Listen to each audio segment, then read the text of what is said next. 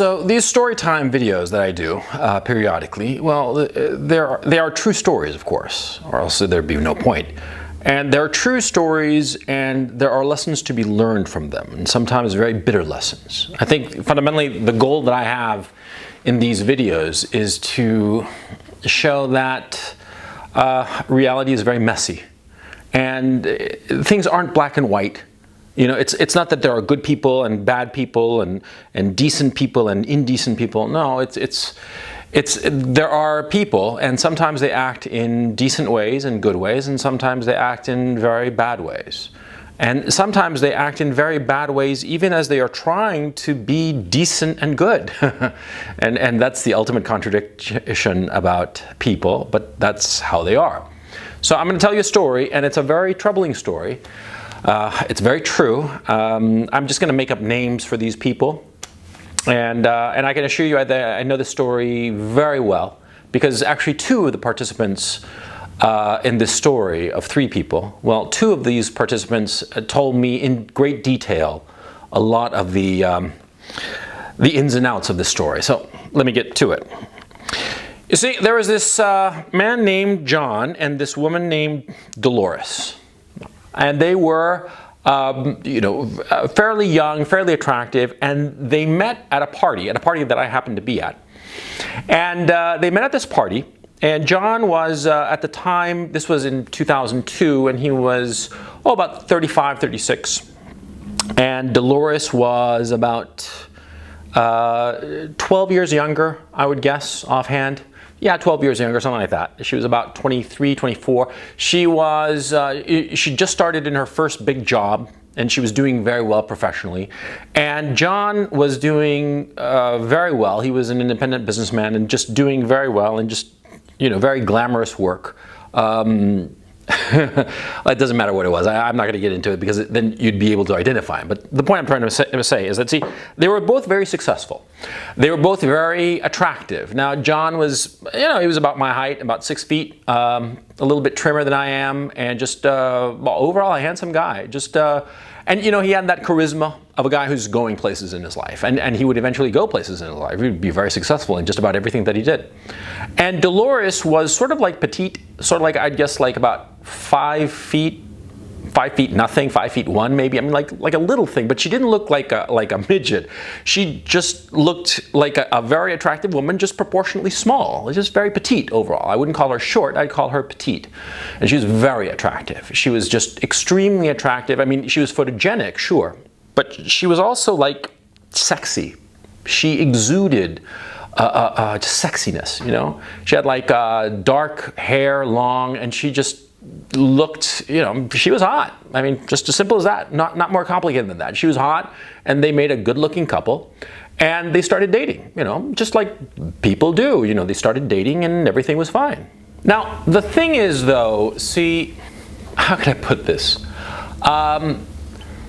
There are certain class issues that we really don't like to talk about, but they exist whether we like it or not.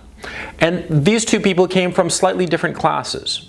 Now, John was more, frankly, let's call it more aristocratic than Dolores. And Dolores was sort of like lower middle class, but she'd gone up the social scale. And she was very aware of the social niceties and very aware, class conscious, if you want to put it that way. And there was this vibe that came from John. He never really told me this specifically, but I always got the vibe that he was sort of like dating Dolores, sort of like as a stopgap measure. She's very sexy, very attractive, very personable and charming and all the rest of it. But he didn't really see himself with her in the future. He was with her for now. And I think that Dolores fundamentally knew this. She felt this coming from him. And it rendered like a certain tension in their relationship. And things were going smoothly for like 6 months or something like that, maybe 8 months. And then they sort of like broke up, and then they'd get back together and break up and get back together. And it was like this push-pull kind of thing. And, Dolores told me that John's distance from her, his ability or this thing that he had of just distancing himself from her, just drove her crazy, because she wanted to be with him, to be his woman, right? And he just held her there. And well, this started like, I think in 2002, and they were like off and on for 4 years. You know, just like they'd be together for a while and break up, and you know, there was this vibe of John that whenever he was like between girlfriends and he was getting kind of lonely, he'd call her up, and she'd come running, you know, and more than once she just ditched some guy she started to see in favor of John to be back with John, because she wanted him very badly. She wanted to be with him. Okay, she saw her future with John. Right? But John didn't see his future with her. It's as simple as that. And so whenever he was, you know, between girlfriends or lonely, he'd call her up and she'd come a-running, like they say, right? It's tragic. Now, around the time that Dolores turned, I guess she must have been like 28, 29, something like that. I mean, this thing with John had been going on for like 4 or 5 years now, right? I mean, I forget the exact dates, but it doesn't matter. She was around 29, 30 or so, 29, 28, something like that. And she started seeing a guy, okay? And this guy was called Robert, another fictitious name, right? So she started seeing Robert, and it was pretty serious. It was pretty serious, and Robert was a great guy. He was just a great guy, very successful, very ambitious and driven. Not so shiny and great as John, perhaps, but Dolores figured, you know, he's good enough, you know. Robert was very successful, okay? I mean, financially successful, career-wise, socially, you know, he was a fun guy. He was great. But, you know, the way things are, Dolores always had a thing for John, and John was always on her mind. And apparently Robert sensed this, because there was just a lot of tension between Dolores and Robert, right? Now Robert wasn't like a beta orbiter or some shit like that. He was like a guy's guy. He was pretty cool. And in a way, I met Robert just a couple of times. To tell you the truth, I think I liked him better than I liked John. Okay, I mean, if truth be told, I mean, we're telling truth here. I think that he was just a nicer guy. Not just like a nice guy, like a beta cuck. I'm saying that he was just a more pleasant man, just a more enjoyable man. You know, he seemed more relaxed, because John had kind of like an intensity and an assholishness that could be really off-putting, right? But Robert didn't have this problem. And to tell you the truth, I mean, if it had been up to me, I would have told Dolores, as I did. I would have told Dolores, forget about John, stick with Robert. Of course she didn't do that. Of course not. What the fuck, right? See, because like a woman, you know, gets it into her head that she wants some guy and she'll want him forever. Okay, I don't know what it is, the chemistry of it. You know, I'm sure scientists and people more learned than I can say that, oh, it's because of this hormone or this or that, this psychological thing or whatever the fuck. It doesn't matter what it is or the reason it happens. But it seems to me that women sort of like get hung up on a guy. And it might be a chemical thing or a psychological thing or a combination thereof, but they get hung up on that guy. And every other man she's with knows it. Every man knows, you know, if the woman he's with is hooked on him or somebody else, some other guy from the past. Or maybe she's not even hooked on some guy from the past. Maybe she is still unhooked. But you, as a man, you will always be able to tell if the woman you are with is hooked on you or not. And Robert sensed that Dolores was not hooked on him. She liked him a lot. She thought he was great. She wanted to build a family and a life with him, but she wasn't hooked on him. Well, this led to tension, of course, and breakups and fights and tears and all the rest of it, the usual thing. And of course, whenever Dolores and Robert would break up, you know, she'd go running to John, right? And John, being a bit of an asshole, would be like, oh, why not? She's coming of her own free will, he'd say. I mean, I'm not calling her. She broke up with Robert and came to me, called me, and came over to my place, and of course we fucked, So whose fault is that? Mine or hers, he would say. And he told me this more than once, He's a bit of a scumbag, but whatever. Anyway, what happened finally around 2000... This was like 2006, 2007, or 2008, something around there. I mean, a while. Dolores is past 30. She's closing in on 31 or 32 maybe. And in one of these breakups with Robert, she goes to John and she gets pregnant by John, right? And that all of a sudden, it's like the whole thing comes to a screeching halt, right? Because it's all one thing to be with somebody and break up and then go with somebody else and back and forth and all this shit. But all of a sudden, there's a kid, right? And Dolores realizes, she's past 30. She gets an abortion, and what happens if nothing happens in terms of having a kid? And she wanted kids. She wanted several kids, right? And so she is like adamant that she's not going to get an abortion. She's not going to get an abortion no matter what. And John, he's fine with that. He's fine and dandy, but he says to her, I'll support you financially, no question. And John was of a level of income and wealth that he could afford to maintain Dolores. And she didn't even have to work. He could maintain her easily. Apartment allowance, the whole shebang, child support, whatever was necessary. He was willing to do that, but he wasn't willing to marry her, okay? It's not that he had somebody else. He just didn't want to marry her. Now, he couched the language as to say, well, I don't want to get married. It's not for me, the institution of marriage. I'm like a lone wolf and that kind of bullshit. But the fact of the matter is that John just didn't want to marry her. And the proof of this is that a few years later, John actually did get married to some other woman. Who is, it doesn't matter about the other woman, but the point is, he didn't want to get married to Dolores. He created excuses, but he didn't want to marry her. Now, he wasn't a son of a bitch. He wasn't just going to turn his back on Dolores and their child. On the contrary, he said outright, he'll buy her a place, give her, an allowance and child support and the whole thing. Above and beyond what a court or a judge would order him to pay, he would pay happily. Okay? But he wouldn't marry her. Now here comes the part that is, I don't know. Because, see, here's the thing. See, it's not that Dolores, missed her period once and then missed her period twice and then, went and got a pregnancy test and realized that, she was pregnant, okay?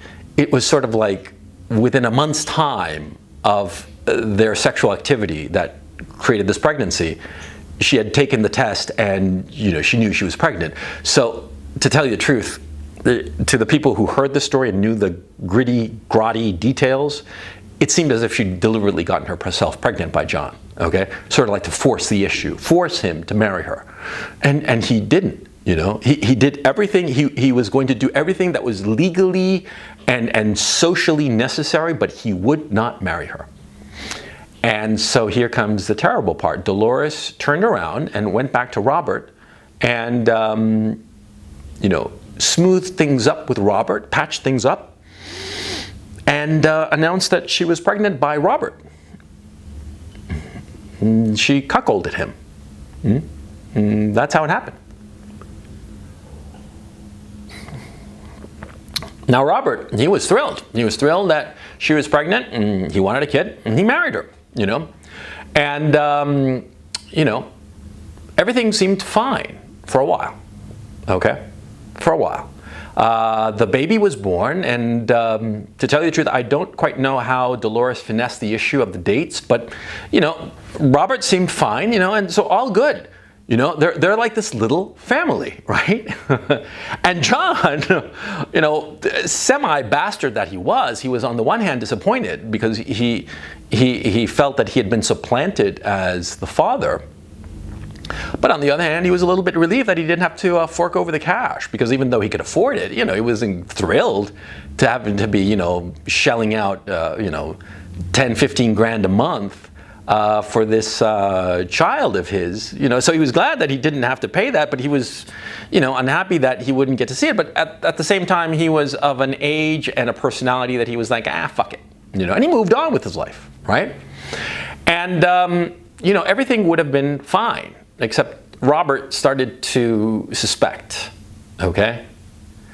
And he started to suspect, and he eventually, when the child was like 5, 6 years old, apparently, he got one of these DNA tests. At the time, it was like when really at the very start of this whole fashion of getting DNA tests for ancestry and all that shit. And it was sort of like an expensive test, but it was still easy. It was just, a little swab of the cheeks, and that was that. And he got it, and he got back the results, and the kid wasn't his, right?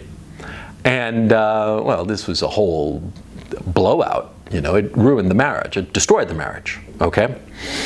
And it also destroyed the marriage because it came out later that Dolores had tried to get with John again, after she was married to Robert, to have a kid with John, a second kid. And they'd actually tried. I mean, they'd actually, had a little fling, a weekend fling. I guess it didn't take that second time, right? Now, this is a true story. It's a true story, and it's a very unhappy story. Poor Robert, of course he'd grown fond of this child. I mean, he considered this child his own, But after he knew that he wasn't really the father, the relationship deteriorated, rather slowly but inevitably, They separated, of course, and Robert was stuck paying the bill. He was paying the bills for another man's child because legally, it was too late to go through the whole rigmarole. Robert tried, and the thing is, very quickly, the law where this happened was such that after a certain period of time, you can't really forego your responsibilities as a father, even if you might not happen to be the father, right? So poor Robert was left, holding the financial bag, holding the emotional bag, and Dolores and her kid today live in a very nice house that Robert pays for, and Robert has almost zero contact with the child he raised for the first 4, 5, or 6 years of his life. And this boy is also called Robert. It's kind of tragic, and the boy now is, I think, like 13 or something like that. I mean, to tell you the truth, I forget the dates of this whole situation, or 11, something like that. It doesn't matter. The point that I'm trying to make here is that, see, these stories happen all the time. They happen all the time, and they're really quite tragic, and they have to do with, I guess, selfishness. I don't know what it is. It's just, selfishness, desire, whatever. It's the animal instinct. For whatever reason, Dolores thought that John was better for her, and she refused to move on, and she refused to accept the fact that John just didn't want to be with her. I don't think that John was necessarily a complete bastard. I mean, he didn't try to do anything in terms of like getting rid of the kid. I mean, an abortion, and he didn't.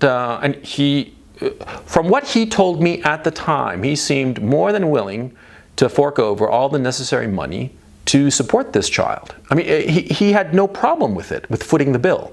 Okay? But Dolores decided that she wanted to have a man by her side. And so she went and did this to poor Robert. Okay?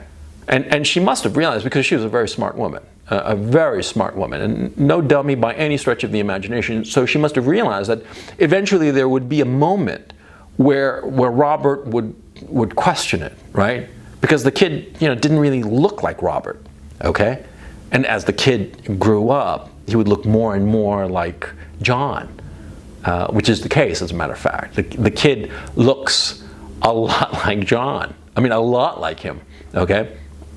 And so, it's just, and this is what happened. So Dolores was selfish, a selfish cunt, you want to call her that, and say that it's all her fault? Well, you can say that, but you have to understand that sometimes people do things and they seem cruel and evil. But you know, like, I know Dolores quite well. I knew her a number of years before she met John.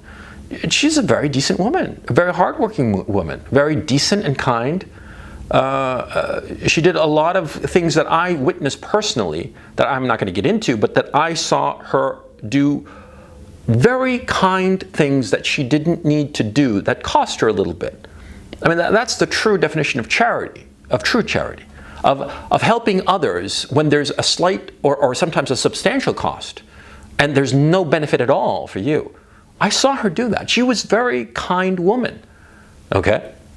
And she had this picture of what she wanted to have. She wanted to have a family with a lot of children because she thought that the whole career thing was all good and fine, but really it wasn't as important as having a family. She thought that having a family was more important, and she wanted one. And she wanted one with John.